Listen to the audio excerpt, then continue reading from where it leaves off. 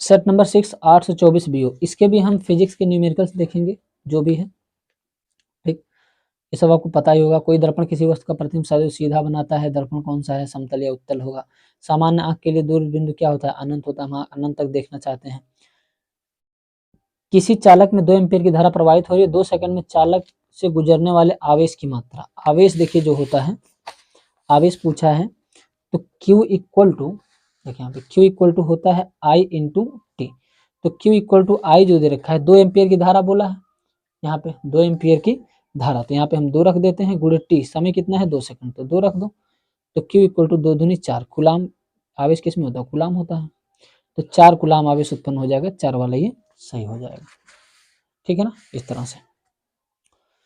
प्रेरित विद्युत धारा की दिशा ज्ञात करने के नियम, फ्लेमिंग के बाएं हाथ का नियम है। ठीक, ये सारी चीजें आप पढ़ लेंगे। ओम का नियम लिखिए, इसके आधार पर एक ओम को परिभाषित कीजिए। ठीक, एक ओम को, ओम का नियम आपको पता है equal to I into R पे होता है। ठीक, तो वहाँ पे आप कर लीजिएगा, इसको आपको पढ़ना है ओम का नियम। चुंबकीय बल रेखाओं के गुणधर्म आपको पता होगा। ये चुंबकीय बल रेखाओं के गुणधर्म क्या होता है, एक दूसरे को कभी प्रतिच्छेद नहीं करते, ध्रुवों पर सबसे ज्यादा चुंबकत्व होता है। सवाल आपका यहाँ से शुरू होता है, गा से। 16 सेंटीमीटर फोकस दूरी के अवतल दर्पण, तो फोकस दूरी यानी F इक्वल टू कितना हो गया 16, अवतल है तो फोकस दूरी माइनस। सम्मुख एक वस्तु 8 सेंटीमीटर दूरी पर रखेगी, यानी U बराबर कितना है 8, तो ये भी बाईं तरफ रखा जाता है तो माइनस का हो जाएगा। ठीक, तो U माइनस 8। उपयुक्त किरण आरेख बनाए तथा प्रतिबिंब की स्थिति में प्रकृति ज्ञात कीजिए। प्रतिबिंब की स्थिति क्या होती है, V हमें निकालना है। तो और यह है क्या, दर्पण है, दर्पण का फार्मूला लगाइए, 1/F बराबर, ये तो हमें निकालना है 1/V प्लस 1/U। तो 1/F दे रखा है माइनस का 16 बराबर 1/V निकालना है, प्लस का 1/U का मान -8 है। ठीक, तो -1/16 है, ये प्लस और माइनस, -1/8 इधर आएगा तो प्लस का 1/8 बन जाएगा। इधर क्या है 1/V है, ये देखिए, ये माइनस प्लस और माइनस माइनस 1/8, इस साइड आएगा तो प्लस का 1/8। अब 16 और 8 कैल्शियम 16 होगा। ठीक, 16 से इसमें एक बार जाएगा, 1 1 1, और ये प्लस है तो प्लस, 8 से इसमें 2 बार जाएगा, 2 1 2 बराबर 1/V आ गया। माइनस प्लस माइनस होगा, ऊपर प्लस का 1 और 16, क्योंकि घट जाएगा तो 1 में से 2 घटाएंगे तो प्लस का 1 आएगा, बराबर 1/V। और यहाँ से तुलना करेंगे तो V इक्वल टू कितना आ गया 16, वो भी प्लस का 16 आया है। अब यहाँ पे ध्यान दीजिए, दर्पण तो अवतल था, प्रतिबिंब की स्थिति +16 है, यानी +16 का मतलब ये दर्पण के पीछे बन रहा है, और पीछे बनेगा तो दर्पण के पीछे अवतल दर्पण में एक ही स्थिति होती है, 6वीं स्थिति, जो बहुत बड़ी बनती है, विवर्धित बड़ा बनता है। और प्रतिबिंब की स्थिति, तो स्थिति कितनी हो गई 16 सेंटीमीटर पे बन रहा है। ठीक, यानी फोकस दूरी पर। इसका किरण आरेख भी बनाना है, तो किरण आरेख बना के देख लेते हैं। देखिए, ये होता है हमारा अवतल दर्पण, ये मुख्य अक्ष होता है, यहाँ P होता है, यहाँ से C होगा और इनके बीच में F होगा। फोकस दूरी कह रहा है कितना है 16, यानी यहाँ से यहाँ तक की दूरी 16 है, वस्तु 8 पर रखा गया है। देखिए, अगर ये पूरा यहाँ से यहाँ तक 16 है, 8 है, तो इसके बीच में कहीं ना कहीं वस्तु हुआ, तो यहाँ पे ये वस्तु हो जाएगा। अब वस्तु जब सीधी जाती है मुख्य अक्ष के समांतर, तो टकराने के बाद कहाँ से लौटती है, जब वस्तु मुख्य अक्ष के समांतर जाती है तो मुख्य फोकस से होकर गुजरती है। ठीक, और दूसरी प्रकाश की किरण कहाँ गुजरती है, दूसरी प्रकार की किरण यहाँ पे हमारे, अब आगे इसके कोई है नहीं तो यहाँ से आएगी तिरछा, और जिस एंगल के साथ आएगी उसी एंगल के साथ निकल जाएगी। अब यहाँ तो कहीं मिलेगा नहीं क्योंकि इधर गैप ज़्यादा है, तो हमें इसको इधर बढ़ाना पड़ेगा। अब वास्तविक लाइन उधर जा नहीं सकते, तो इमेजिनरी लाइन बनाएंगे, जब इमेजिनरी लाइन बनाएंगे तो ये यहाँ पे प्रतिबिंब बन जाएगा। ठीक, अब बताइए प्रतिबिंब यहाँ पे बन रहा है, कहाँ बन रहा है, दर्पण के पीछे कितनी दूरी पर बन रहा है, अभी हमने निकाला था 16 सेंटीमीटर, तो 16 सेंटीमीटर की दूरी पर यहाँ प्रतिबिंब बन रहा है। लेकिन ये देखिए ऊपर के डायरेक्शन में, यानी सीधा बन रहा है, और दर्पण के पीछे है यानी आभासी बन रहा है, तो प्रतिबिंब कैसा होगा, सीधा आभासी, बहुत बड़ा बनेगा, और दर्पण के पीछे बनेगा, कहाँ पीछे। ये आपका आंसर हो जाएगा, ये आपका स्ट्रक्चर हो जाएगा। ठीक, चलिए अगला क्वेश्चन देखते हैं। अगला क्या है, किसी उत्तल लेंस द्वारा बने प्रतिबिंब सदैव किरण आरेख किसी उत्तल लेंस द्वारा बने प्रतिबिंब हेतु किरण आरेख बनाइए तथा प्रतिबिंब के आकार पर टिप्पणी भी कीजिए जब वस्तु अनंत और 2f के बीच स्थित हो, जब वस्तु लेंस और 2f से दूरी पर हो। दो चीजें करनी है, क्या उत्तल लेंस बनाना है और किरण आरेख बनाकर प्रतिबिंब के आकार पर टिप्पणी करनी है। तो दो प्रकार से करनी है। तो चलिए यहीं पे हम देख लेते हैं। हमें उत्तल लेंस कैसा होता है, ऐसा होता है, ठीक। ये मेन एक्सेस होता है, या ऑप्टिकल सेंटर, यहाँ पे एफ होता है, ठीक, और यहाँ पे भी एफ होता है, यहाँ पे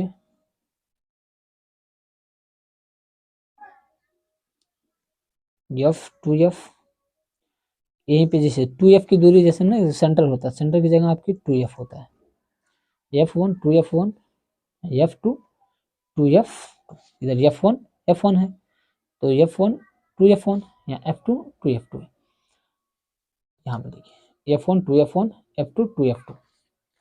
तो यहाँ पे हमसे कह रहा है जब वस्तु अनंत और 2f के बीच हो, अब इसके बाद वाली दूरी जो होती है वो अनंत होती है, तो 2f ये हो गया और अनंत ये हो गया। तो जब वस्तु यहाँ होगी तब प्रतिबिंब कहाँ बनेगा, तो ये मुख्य अक्ष के समांतर जाएगा और यहाँ से टकराने के बाद अगली फोकस से गुजरता है और दूसरा ऑप्टिकल सेंटर से जाता है, ठीक। दूसरा कहाँ से जाता है, ऑप्टिकल सेंटर से, ये पूरा यहाँ चला जाएगा, ठीक।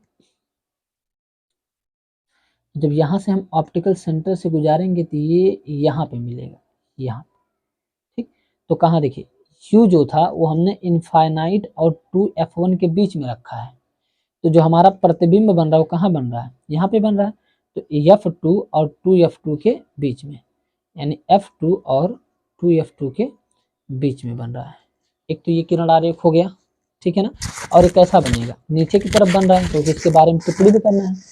तो प्रतिबिंब देखा जाए तो यहाँ पे रखा गया है तो ये छोटा बन रहा है, ठीक, लेकिन कैसा बन रहा है, उल्टा बन रहा है, वास्तविक, क्योंकि किरणें वास्तविक तथा उल्टा बन रहा है, ठीक, और वस्तु से छोटा बन रहा है। तो इसी में एक और भी है, ठीक, देखिए क्वेश्चन इसमें पूछ रखा है। दूसरा कह रहा है वस्तु लेंस से 2f दूरी पर हो, वस्तु लेंस से 2f दूरी पर हो, तो फिर एक स्ट्रक्चर बनाना पड़ेगा हमको।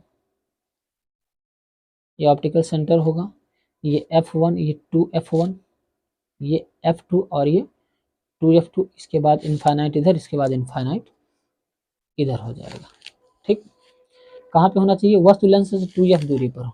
2f दूरी कौन है, ये, अगर यहाँ पे वस्तु होगा तो सीधा जाएगा और टकरा के कहाँ, फोकस से निकलेगा, और दूसरा ऑप्टिकल सेंटर से यहाँ पे आएगा। कहाँ पे बन रहा है, ये 2f पर ही बन रहा है, छोटा बन रहा है, वास्तविक बन रहा है, और कहाँ बन रहा है, 2f2 है ना, 2f2 पे बन रहा है। तो ये स्ट्रक्चर हो गया। तो यहाँ पे आपका ये क्वेश्चन कंप्लीट हो जाता है। अगला क्वेश्चन देखते हैं, इसी मथुआ करके है। एक 20 सेंटीमीटर फोकस दूरी वाले अवतल लेंस, ठीक, फोकस दूरी f इक्वल टू कितना है, 20 सेंटीमीटर वाले अवतल लेंस, तो फोकस दूरी माइनस हो जाएगी। सामने 20 सेंटीमीटर की फोकस दूरी, एक 20 सेंटीमीटर फोकस दूरी वाले अवतल लेंस के सामने 20 सेंटीमीटर की फोकस दूरी पर एक वस्तु रखा है। वस्तु क्या होता है, ये भी कहाँ रखा है, 20 सेंटीमीटर की दूरी पर ही रखा है, यानी फोकस पे ही रखा गया है। वस्तु के प्रतिबिंब की स्थिति प्रकृति किरण आरेख बनाकर दर्शाइए। पहले तो ये देखो वस्तु बनेगा कहाँ, तो 1/f बराबर, हमें v निकालना है, 1/v माइनस 1/u। तो 1/f का मान क्या है, -20, 1/v माइनस 1/u का मान क्या है, माइनस का 20। देखिए चिन्ह हमेशा ऊपर लगा लिया करो, -1/20, ये माइनस और माइनस प्लस 1/20 इस साइड आएगा तो माइनस का 1/20 हो जाएगा, उधर 1/v बचेगा, ये प्लस माइनस माइनस प्लस इधर आएगा तो माइनस का हो जाएगा। 20 और 20 कैल्शियम 20 ही होगा, 20 इसमें एक बार जाएगा क्योंकि आधार बराबर तो ऊपर जोड़ लो, माइनस का क्या हो जाएगा 2 बराबर 1/20 को काटेंगे तो -1/10 बराबर 1/v आ जाएगा। तुलना करेंगे तो v इक्वल टू माइनस का 10 आ जाएगा, यानी प्रतिबिंब कहाँ बनेगा, 10 सेंटीमीटर की दूरी पर बनेगा, और माइनस का इसका मतलब बाईं तरफ ही बनेगा, ठीक। तो और ये क्या कह रहा है, प्रकृति किरण आरेख बनाकर दर्शाइए। किरण आरेख बनाना है तो अवतल लेंस बना लेते हैं। देखिए ये है क्या हमारा अवतल लेंस, ये ऑप्टिकल सेंटर है, यहाँ पे क्या होगा, एफ होगा, ठीक, और यहाँ पे सी होगा। वस्तु कहाँ रखा है 20, फोकस दूरी भी क्या है 20 है, फोकस दूरी 20 है, यानी यहाँ से यहाँ तक की दूरी 20 है, और वस्तु भी कहाँ रखी है 20 से, वस्तु 20 सेंटीमीटर पर रखी है, यानी वस्तु यहाँ एफ पे रखा गया। जब वस्तु यहाँ रखेंगे सीधा टकराएगा और दूर निकल जाएगा। दूसरा कहाँ से जाता है, ऑप्टिकल सेंटर से होकर जब यहाँ पे आएगा, दूसरी की किरण जो आपकी है वो ऑप्टिकल सेंटर से होकर गुजरेगी।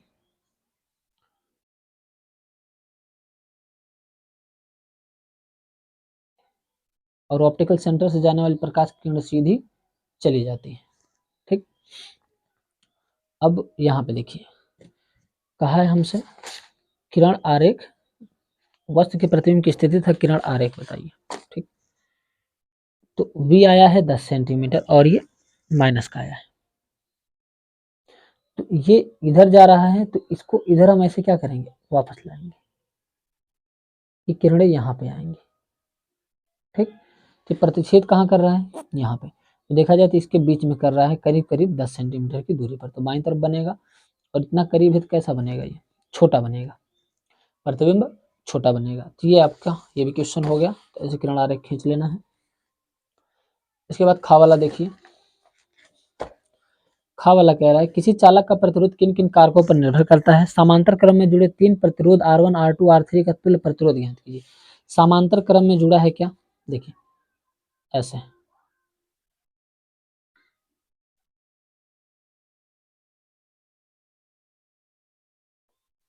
इसको हम R1 मान लेते हैं, इसको R2, इसको R3। ठीक, और यहाँ पे कोई बैटरी लगी है, वोल्ट होगी, तो इसका प्रतिरोध निकालना है। तो देखिए धारा इसमें सब में कैसे बहेगी, अलग अलग, इसकी धारा मान लेते हैं I1, इसकी धारा I2, इसकी धारा I। ठीक है, जब समांतर क्रम में जुड़ा होता है धारा अलग अलग बहती है, श्रेणी क्रम में धारा समान बहती है।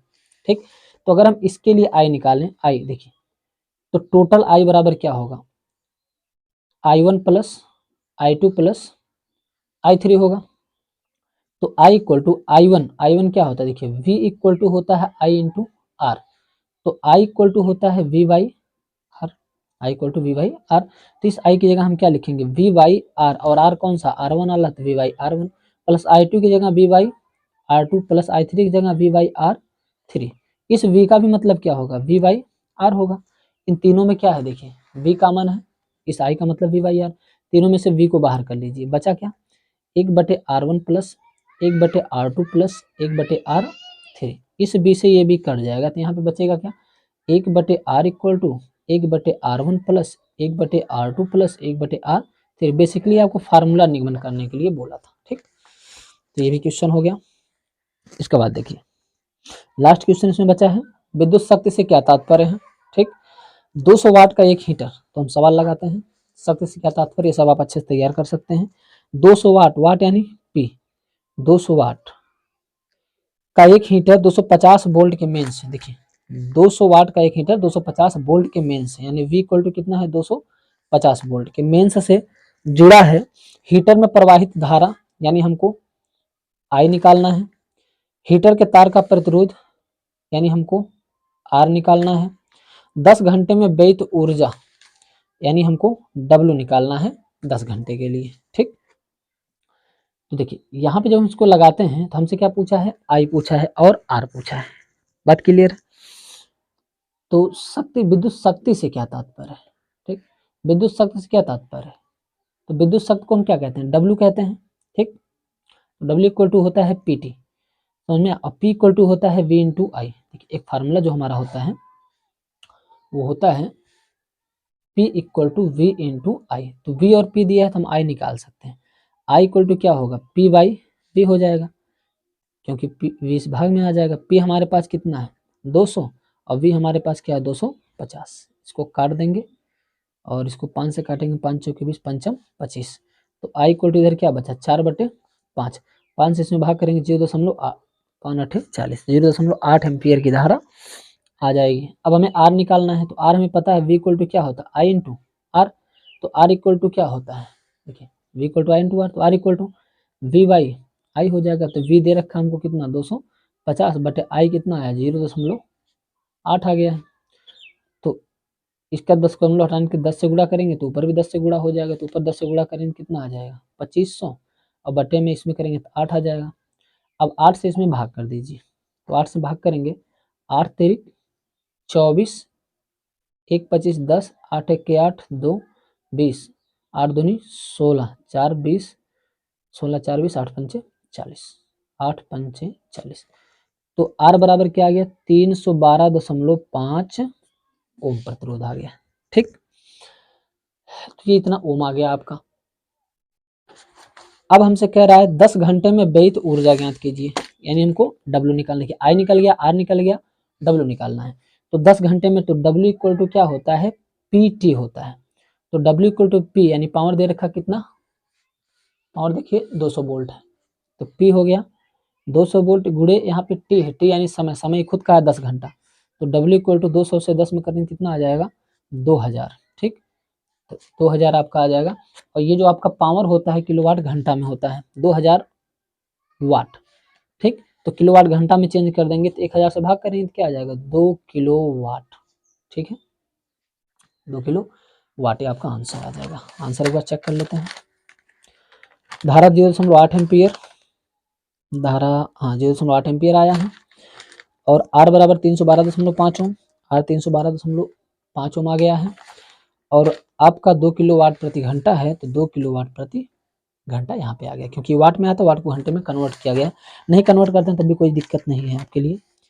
ठीक, तो यहाँ तक हो गया। अब आपको आगे कुछ करना नहीं है, ये सब आपको याद करना है, मोटर वोटर जो है। ठीक, तो यहीं पे आपका ये 2022 का सभी सेट्स कंप्लीट होता है। ठीक, पिछले वीडियो को भी आप तैयार कर लीजिएगा, ये सातों सेट तैयार कर लीजिए, इसी टाइप के क्वेश्चन आपसे पूछते हैं। ठीक है ना।